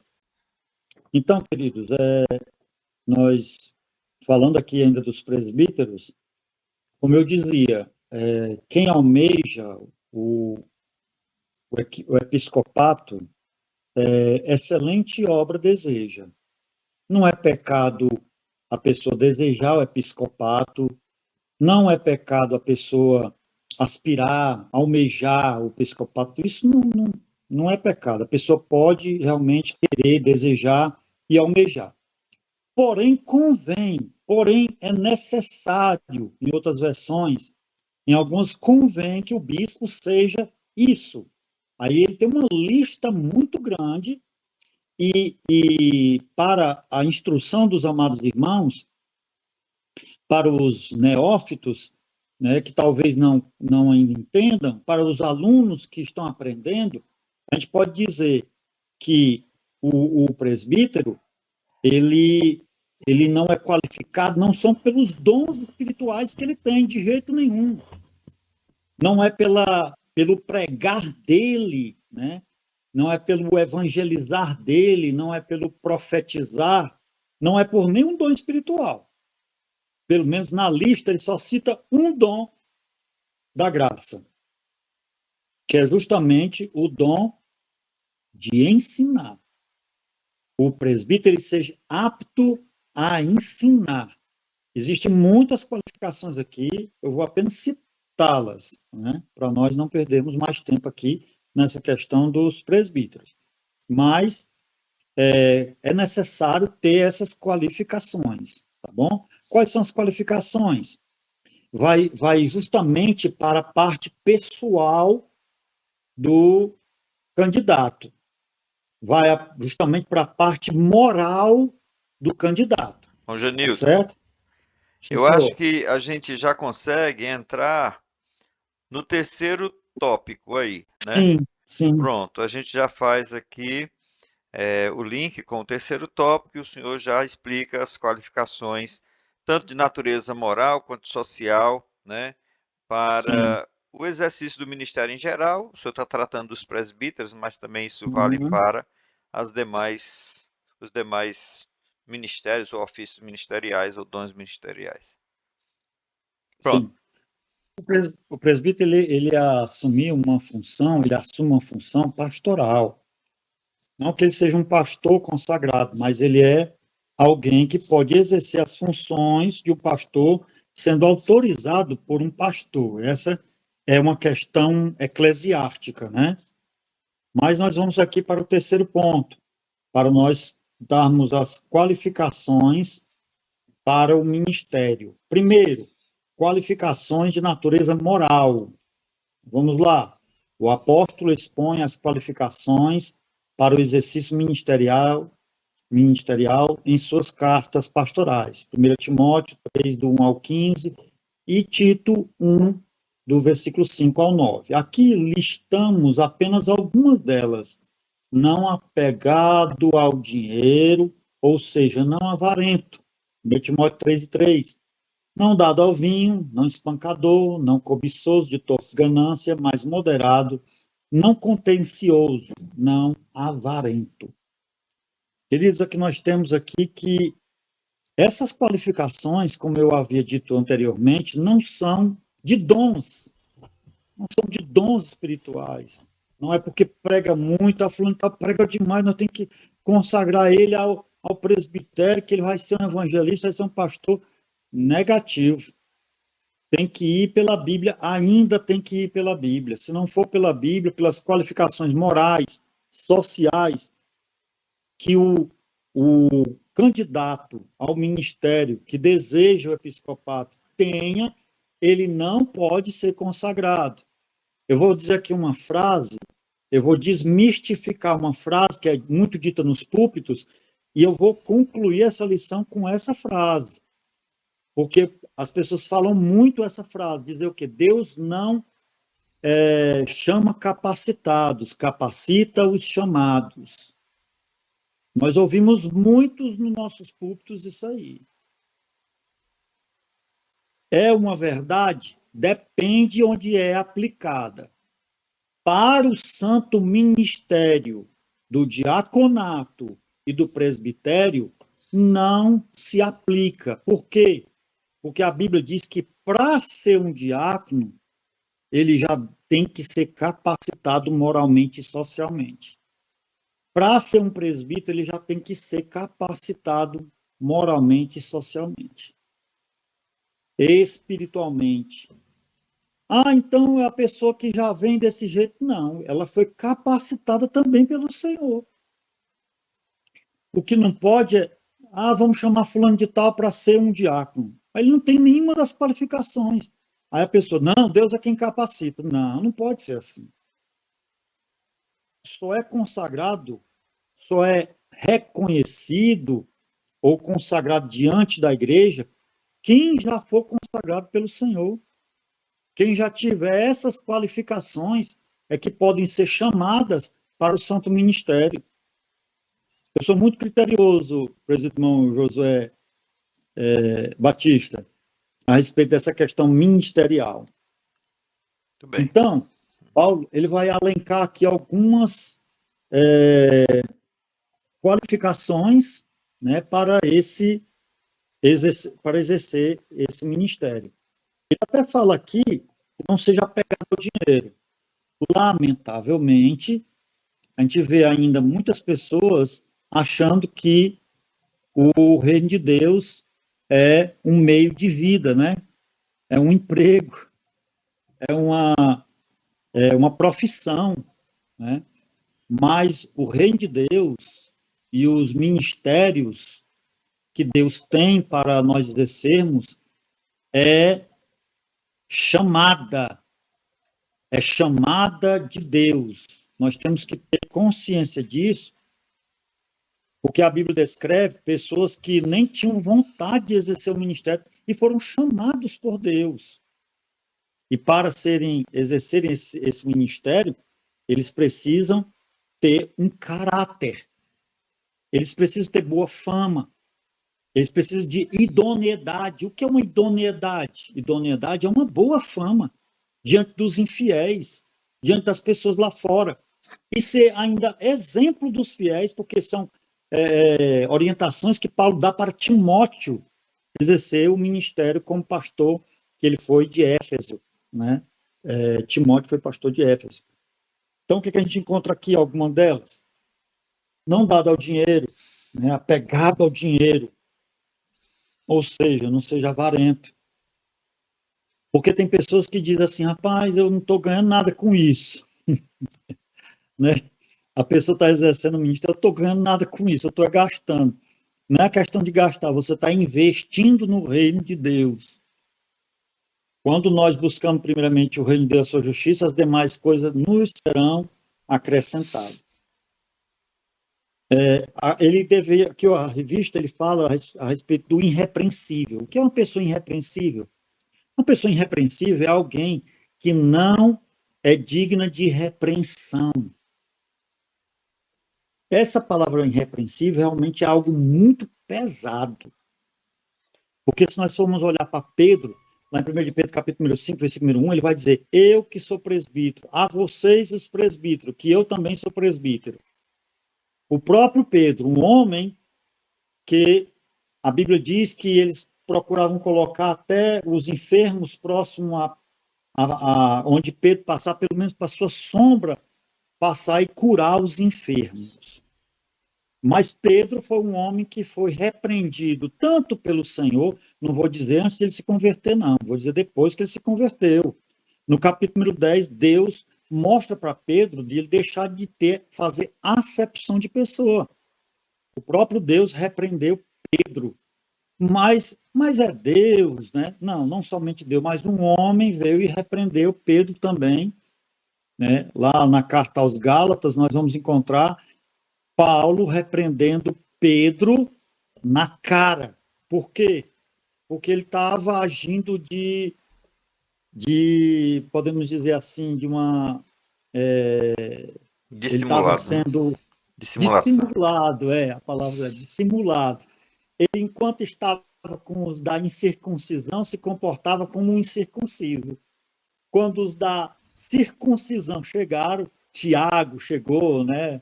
João chegou, aí ele se afastou dos incircuncisos e passou a se comportar como um circuncidado. Aí Paulo, vendo aquele comportamento de Pedro, foi lá e repreendeu ele na cara, né? E é tanto que Paulo recomenda que um presbítero, ele tendo caído, ele tem que ser corrigido publicamente. É pesado esse cargo de presbítero, não é fácil nós levarmos sobre os nossos ombros tal responsabilidade de exercer o ministério de presbítero, né? Então, não seja avarento, não dado ao vinho, né? Infelizmente, tem pessoas que, culturalmente, né, que é nosso Brasil, nosso Ceará, e acham que, e até quer dar um jeitinho, forçar o texto e dizer que os discípulos de Jesus, eles bebiam um vinho que, né, eu não sei nem como é que eles entendem isso, né, mas é uma realidade que pessoas fazem isso e vivem de uma forma que podemos dizer, a enganar-se a si mesmo, né? Devemos nos abster não apenas do mal, mas de toda a aparência do mal, né? Não darmos lugar ao diabo e não nos embriagar com o vinho onde há contenda, mas nos enchermos do Espírito Santo. Em Provérbios ainda versículos ainda que o homem, quando bebe o vinho, ele perde o equilíbrio, a noção, e até cientificamente isso é provado.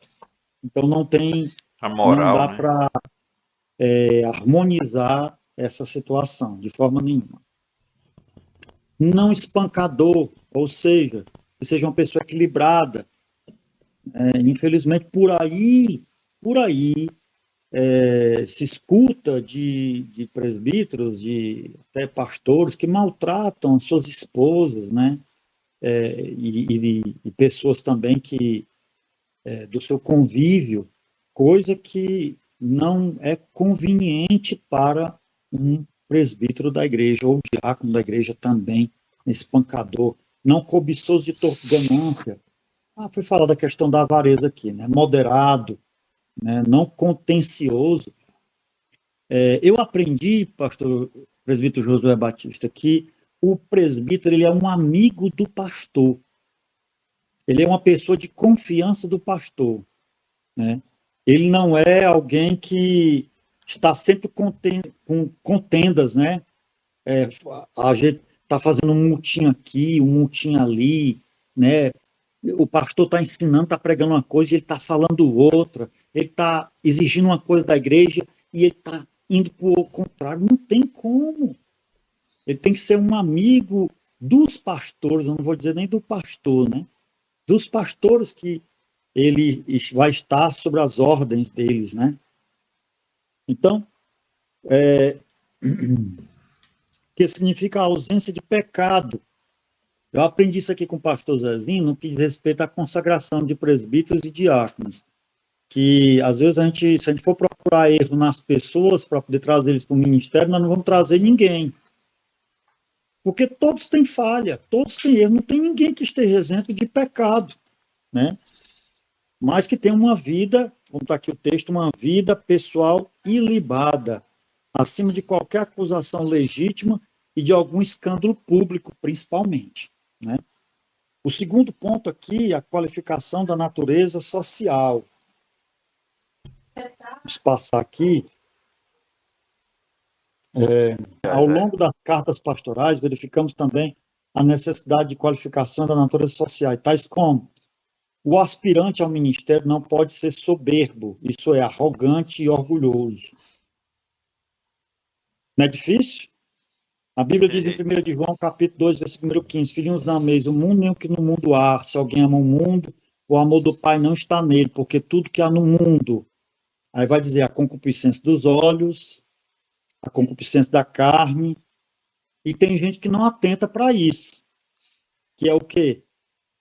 A soberba da vida.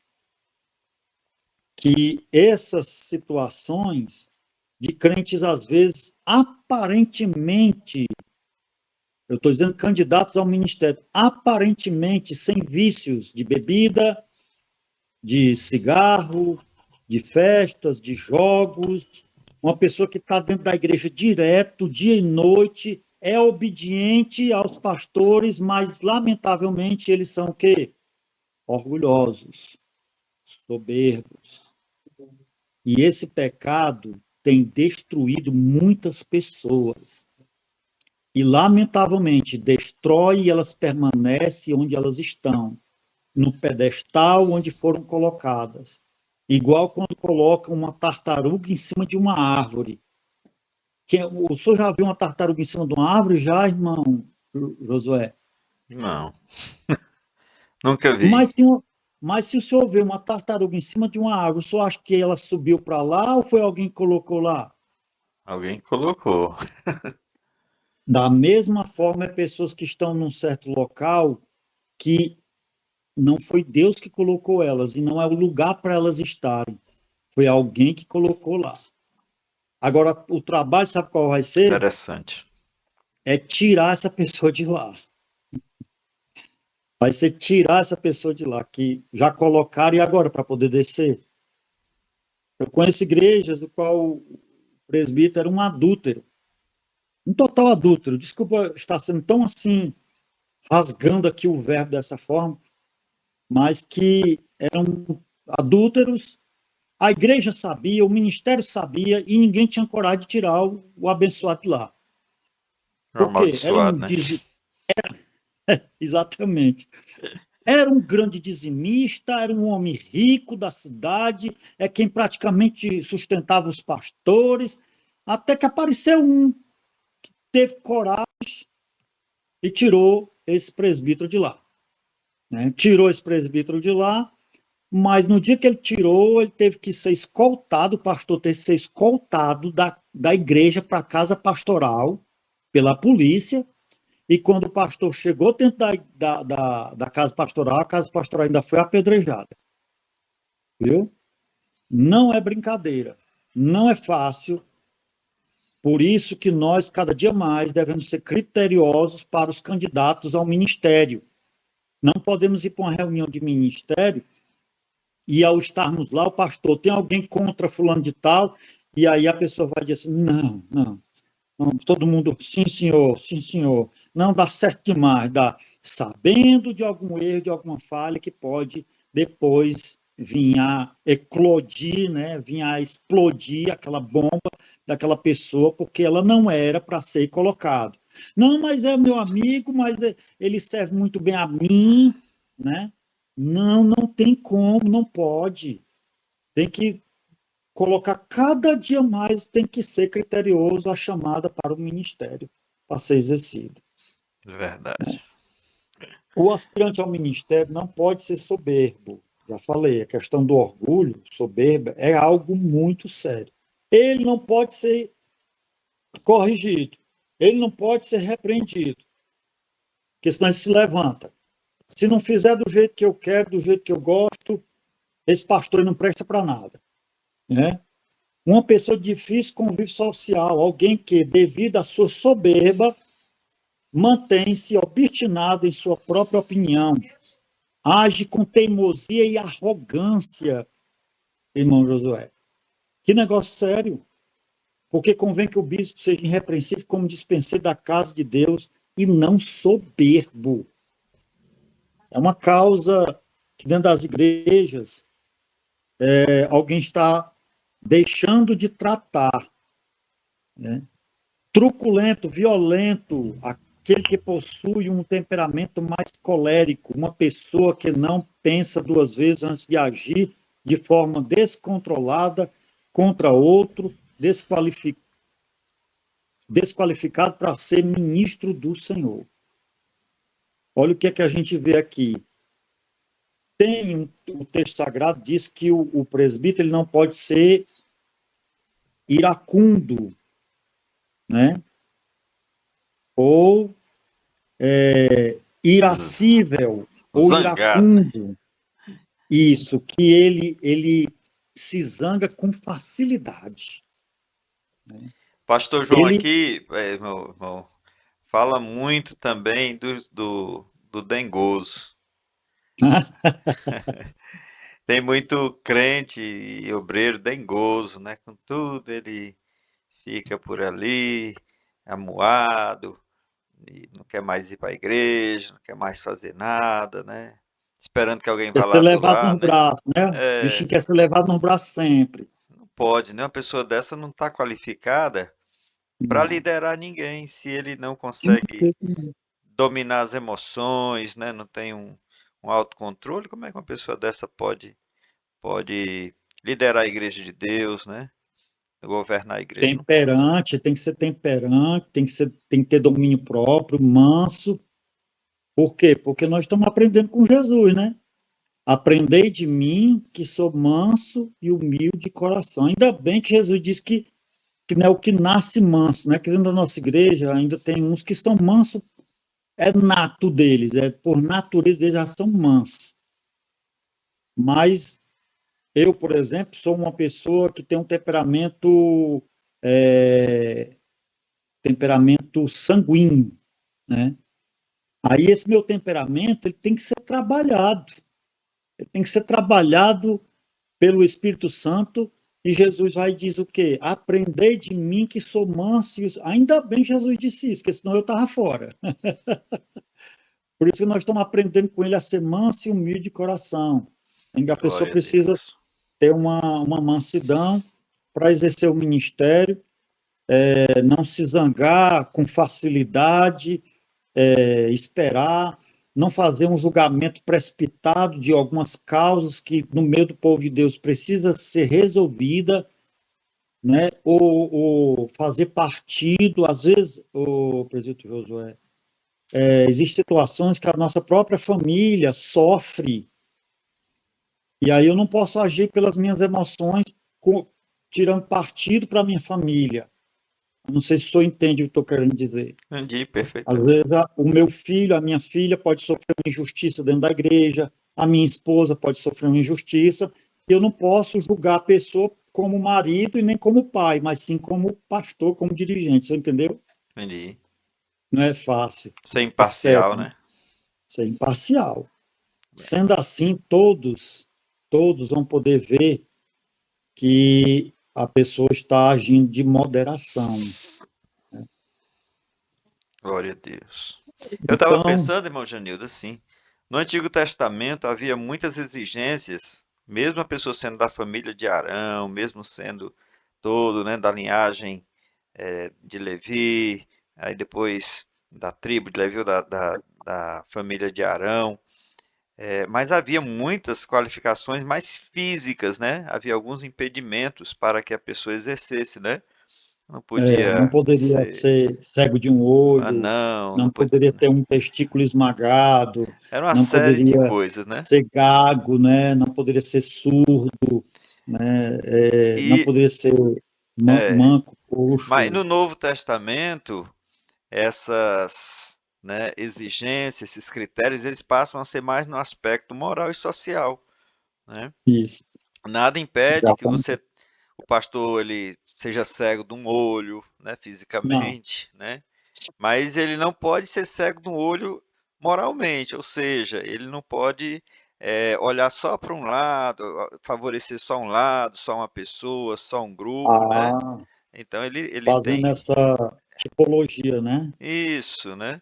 Então Muito assim, bom. Deus sempre vai exigir um padrão moral elevado dos seus. A gente lendo ali o capítulo, o Sermão do Monte, né, capítulo 5 em diante até o 7, você vai encontrar um alto padrão moral que Jesus disse, se a vossa justiça não exceder, né, a dos Os escribas e escribas e os fariseus, de fariseus, modo de nenhum maneira entrareis no nenhuma. reino dos céus, né? E aí ele vai dizer todas, ouviste que foi dito aos antigos e tal. E é isso que também a gente precisa entender, que apesar de que hoje nós estamos na graça, né, no tempo da graça, na dispensação da graça, isso não nos isenta de ter qualificações, né, morais, espirituais, Sim. sociais, para o exercício, tanto para ser crente, crente comum, né, quanto também para ser líder, para ser obreiro na casa do Senhor. Nós somos exemplo, né? A igreja, principalmente no nosso âmbito eclesiástico, na nossa igreja, toda a igreja está de olho em nós. Nós sentamos ali em cima, no púlpito, a igreja toda olha para nós, olha para a nossa vida, olha para a nossa conduta, olha para o nosso comportamento, olha como nós somos no nosso trabalho, olha como somos na nossa rua, como cuidamos da nossa família. São todas qualificações que a palavra de Deus ela exige para nós, que o obreiro governe bem a sua própria casa, tenha filhos sob disciplina, como todo respeito, pois se alguém não sabe governar a sua própria casa, como cuidará da igreja de Deus? O presbítero ele tem que cuidar da igreja de Deus também. Não pode ser um novo convertido, que aqui a palavra não, neófito é novo convertido, né? Para que não se ensoberbeça e cá na condenação do diabo.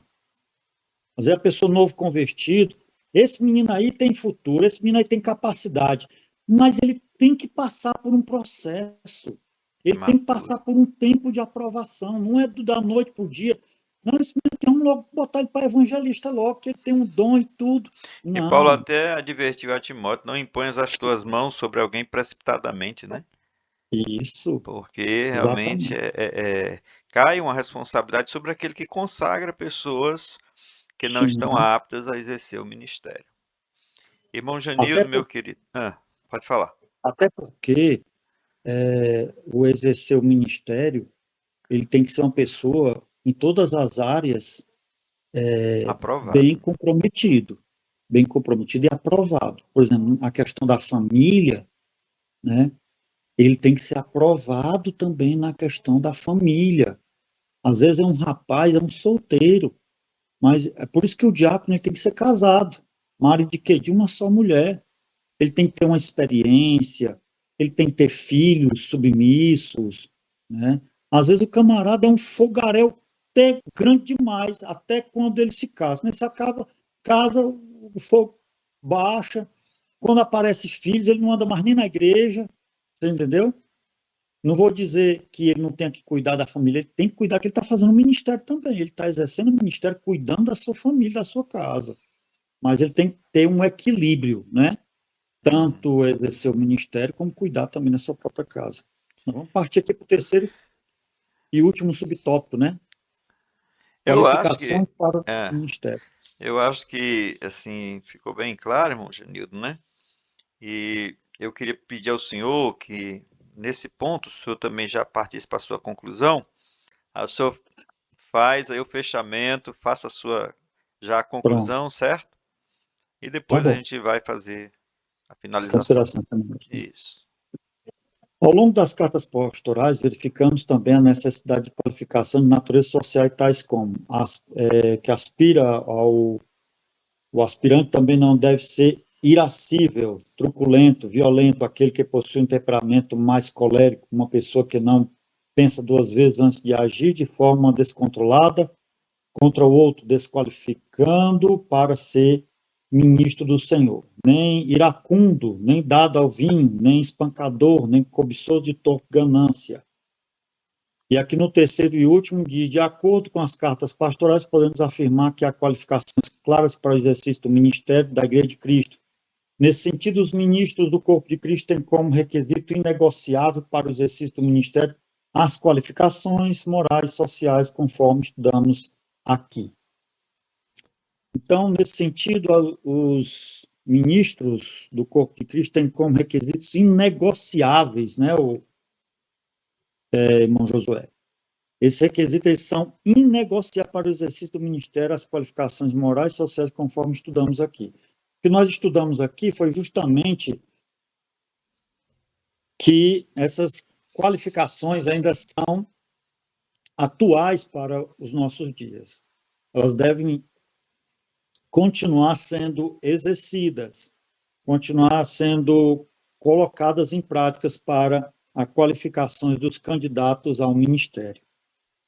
E torno a repetir a frase que eu falei quando disse que ia, aqui partindo para o terceiro ponto,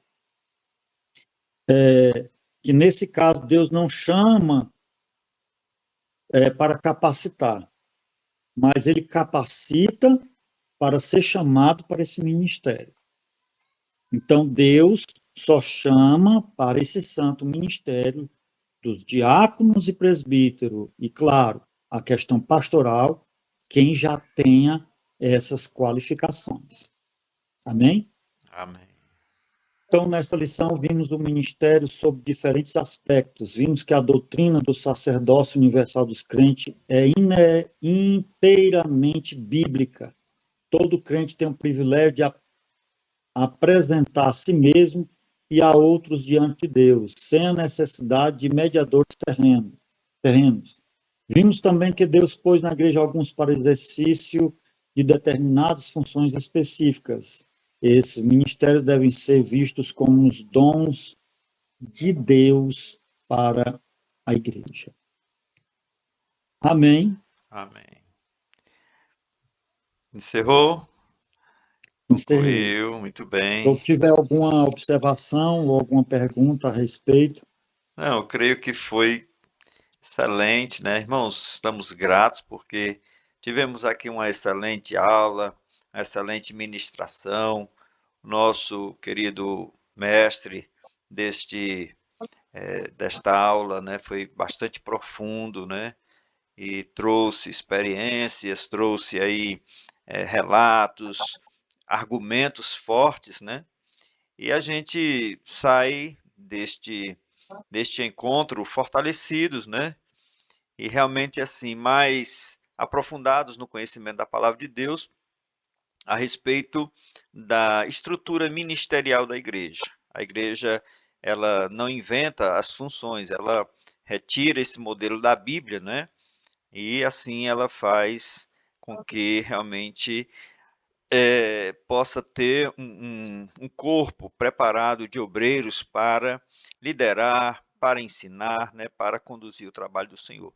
Mas eu vejo aqui, irmão Janildo, né, a importância que o nosso comentarista deu do ministério sacerdotal de todos os crentes, ou seja, a responsabilidade não recai somente sobre pastores, sobre presbíteros, sobre diáconos, todos nós temos realmente um sacerdócio independente do nosso ofício, da nossa função, Sim, do nosso cargo dentro da igreja, todos nós temos responsabilidades, temos um sacerdócio, né, que Deus, inclusive, vai cobrar de nós.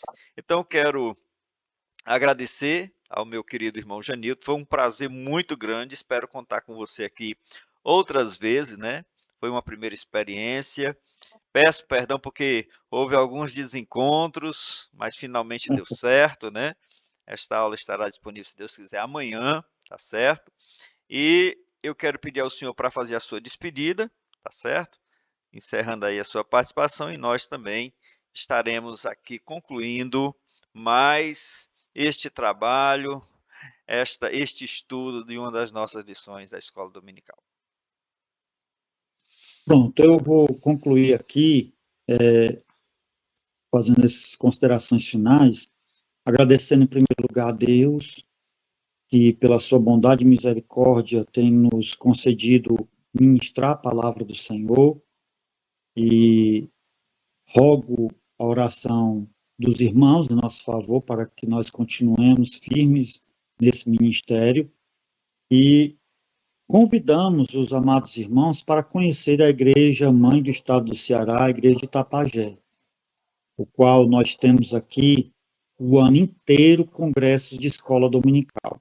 Nós temos 43 congregações, e todas as semanas de fevereiro até dezembro, nós temos, todas as semanas, temos a nossa segunda-feira, um congresso de escola bíblica e seminário, né, que nós temos o primeiro dia de congresso nas congregações, e lá é congresso de missões, escola bíblica e seminário. São o que abre os congressos nas congregações, esse trabalho. É um trabalho que foi articulado e organizado juntamente com o Ministério do nosso pastor Zezinho, e nós temos, então, todos os dias, praticamente, do ano, congressos aqui em Itapajé, porque nós fazemos em todas as congregações. Rapidamente eu vou dizer, segunda-feira é congresso de missões, escola bíblica e seminário. Terça-feira é congresso de senhores, quarta-feira é congresso de senhoras, quinta-feira é a doutrina na sede, sexta ou sábado é congresso de jovens, e no domingo é congresso de departamento infantil. Isso de fevereiro a dezembro de todo ano. E esse ano nós estamos pautados com um tema. Todos os anos nós temos um tema geral para todos os congressos de todas as congregações do campo. Esse ano é em Efésios, capítulo de número 4 e versículo de número 3, que traz o versículo que diz: procurando guardar a unidade do Espírito no vínculo da paz. É um tema que é sobre a unidade, e todos estão convidados para vir conhecer Itapajé, a Igreja Mãe do Estado do Ceará, e a congregação que nós dirigimos ali em Lagoinha, onde tudo começou. Amém? Inclusive, vai ter um que o senhor disse para mim, que vai haver Em julho, que vai celebrar os 110 anos. 110 anos, né?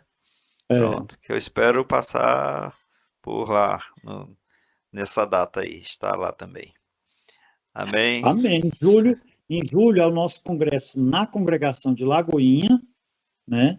Em julho vai ser, o primeiro dia é departamento infantil, segundo dia senhores, quarta senhoras, sexta é o departamento de jovens, sexta-feira, e sábado é a grande cruzada, o qual até o pastor João Gonçalves Mendes já pregou numa dessas cruzadas lá na congregação de Lagoinha. Se Deus quiser, se nós estivermos lá, mas se não tivermos, também será um prazer poder receber o senhor e todos os amados irmãos que quiserem estar conosco aqui na Igreja Histórica do Estado do Ceará. Amém, meu querido, muito obrigado. O Senhor te recompense e que te capacite cada vez mais. Meus queridos irmãos, nós encerramos também por aqui. Muito obrigado pela paciência, pela o desejo de vocês de aprender, de estar conosco, né, de ouvirem estes ensinamentos tão ricos, e que até a próxima vez, espero encontrar vocês aqui novamente. Nos dê o apoio, certo? Se inscrevendo no canal, fazendo o compartilhamento, dando like, né? Os irmãos já sabem como é que funciona essa plataforma e sabem que o apoio de vocês é muito importante. Que o Senhor venha abençoar a todos, em nome de Jesus, e aqui nos despedimos. Amém.